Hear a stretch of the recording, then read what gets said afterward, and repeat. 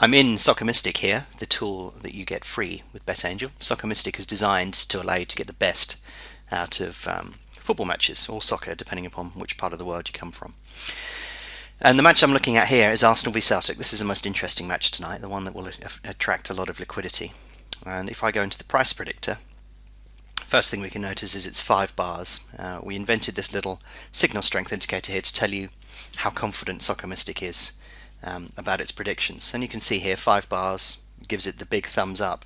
It's going to be pretty accurate. Graphically represented here are the odds in the market. So you can see here are the odds on Arsenal, here are the odds on the draw, and here are the odds on Celtic. So you can see as the match progresses, the odds on Arsenal winning the match, or the probability of Arsenal winning the match, decline, and that would obviously occur because if they don't score any goals, the market's going to react to that. You can see here the odds on the draw will increase. That's going to occur obviously because the chance of a draw is increasing with no goals. And here you can see the odds on Celtic. If I remove the draw on the home team, I want to illustrate a point here in these types of matches. And this is something that catch people out. You look at match odds this short at 1.4 and you think, back Arsenal, free money, whee! But there's an issue here, and that is that if you look at the construction of the match and the motivation, the driver behind this match, Arsenal don't need to win this match. Arsenal could just, kick the ball around, keep possession, try and catch Celtic on the break, and put the tie to bed with a single goal.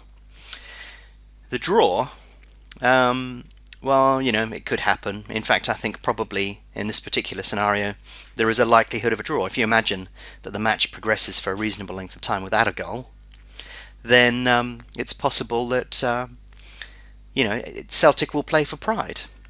The ice cream van's just arrived. I don't know if you can hear this, but it's not the sort of day for an ice cream outside. How embarrassing. So if you look at the construction of this match, you could back Arsenal, but there's a fair bit of risk there because Arsenal don't need to win. You could lay Celtic because at the end of the day you'd think that Arsenal, who are playing well, would beat Celtic, who aren't playing particularly well. They've certainly got the capacity to do that if they field the right team and they go about their business. But at the end of the day, Celtic have nothing to lose. Celtic have absolutely nothing to lose. So if Celtic come out all guns blazing, that could, significantly change the way that the match plays out. All hypothetical, of course, but let's have a look and see what happens during the match. If you were backing Arsenal, you would think, there's a possibility, in fact, saying about a 20% possibility, the match could end in a draw, so I'm feeling a bit nervous about that. So in fact, what I'm going to do is I'm going to lay Celtic. The issue you've got with that is look at the graph, look what happened to the odds as the match progresses.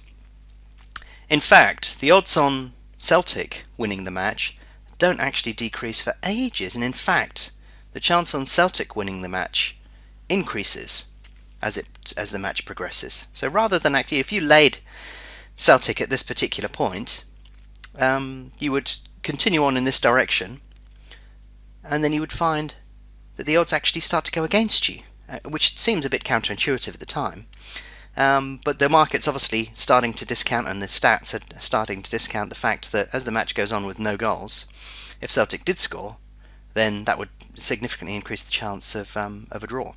So you can see here that as the match progresses, the chance on the draw actually on Celtic winning actually get more likely. The odds get shorter as the match progresses, and it's only much, much later in the match that the odds start to decline. So if you laid Celtic at the beginning of this match rather than backing Arsenal, you could be in for a rough ride here if Celtic really go about their business.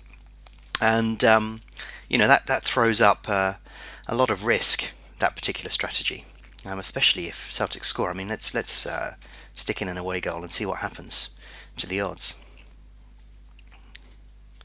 You can see here that that could go quite severely against you. If I display the odds as well, you can see here the odds start here, would come crashing in, and so in fact you begin to wonder whether Celtic are worth an outside bet. If Celtic did take the lead at some point, backing something at 9s or 10s and then being able to green up odds on would be pretty interesting, I think. And let's move that to 25 minutes and see what happens there. You can still see the odds move in quite dramatically. If they scored a late goal, then the odds, haven't drifted that far. You could still back Celtic and then put a lay in and trade out for not a massive loss, but you would still have this potentially massive upside if Celtic did take the lead at some point. And I think this is a common issue with the way that people look at markets. It's very often they look at the home team and they sort of think, well, I'm going to back that.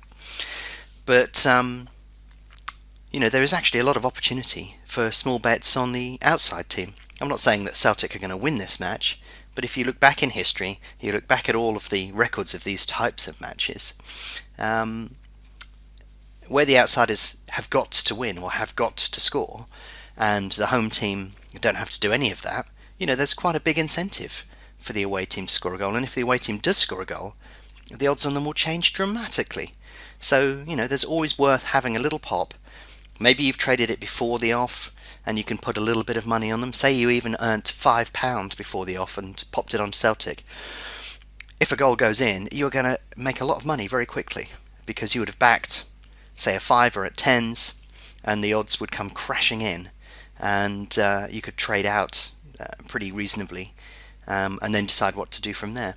And of course, a lot of this depends upon how Celtic get underway, but even if you trade out a small amount of money for a potential loss later in the match, it's not going to necessarily cost you a fortune.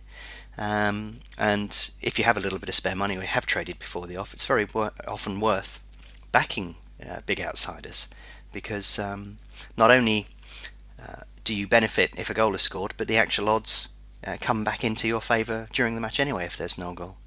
Obviously, if Arsenal score early, the match is probably pretty much over, but there's still an incentive for the away team, in this case Celtic, to do something, because then they start playing for pride, and it would be a bit embarrassing for them to get whitewashed. So, there's always lots of potential here, especially when there's a motive, a driver for the away team to actually do something, and I think it's always worth exploring these opportunities. This is one of the advantages of using Soccer Mystic, is that you can actually have a good look at these matches and decide if there is a counterintuitive strategy in play and something that could be worth doing.